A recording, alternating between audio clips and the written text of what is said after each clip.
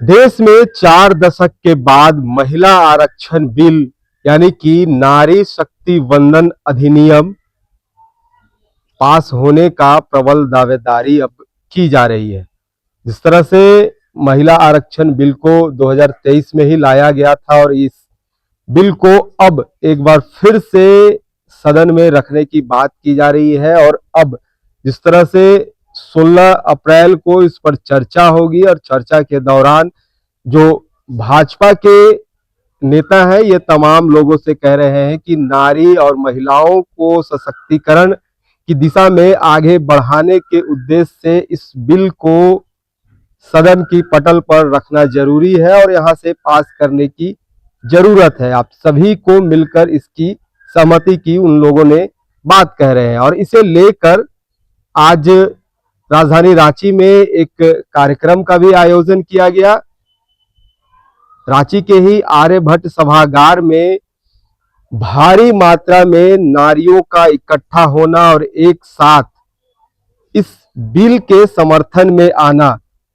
देखिए कि तस्वीरों में किस तरह के इस सभागार में हजारों हजार की संख्या में महिला इकट्ठा हुए हैं और इसके बाद इस कार्यक्रम में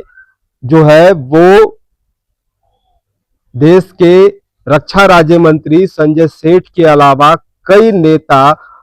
सम्मिलित हुए हैं और इसके बाद इन महिलाओं ने यहां से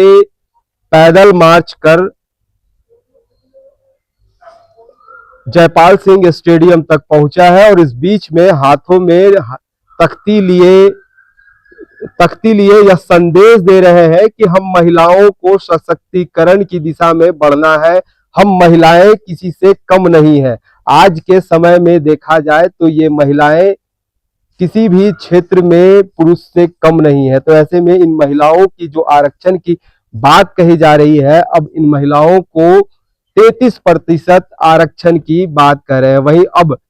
सदन में भी इनकी मौजूदगी प्रबल दिखेगी। जिस तरह से इस बिल में कहा जा रहा है लोकसभा हो, राज्यसभा हो या राज्यों के विधानसभा हो, इन तमाम जगहों पर 33% आरक्षण इन महिलाओं को मिलना चाहिए। देखिए इस तमाम चीजों को लेकर जो महिला नेत्री है इनका क्या कहना है, एक बार सुन लेते हैं।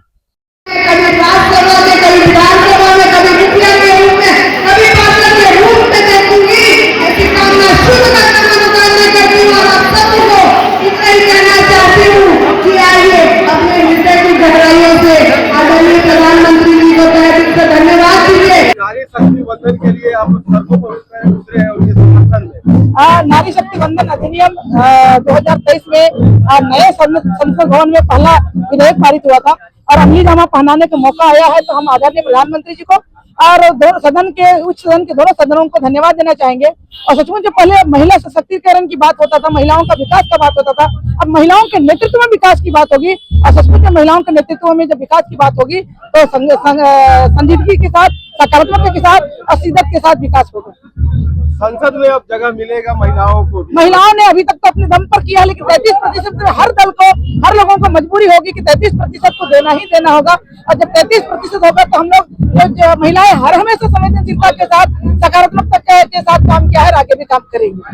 देखिए इस पूरे बिल को अगर देखा जाए तो जिस तरह से अगर यह बिल सदन की पटल पर आता है, चर्चा जो 16 अप्रैल को होना है, इस 16 अप्रैल को चर्चा के दौरान क्या कुछ निकलकर सामने आता है और कितनी जो राजनीतिक पार्टियां हैं, विपक्ष के पार्टियां हैं, इन विपक्ष की पार्टियों को कितना इसका समर्थन मिलता है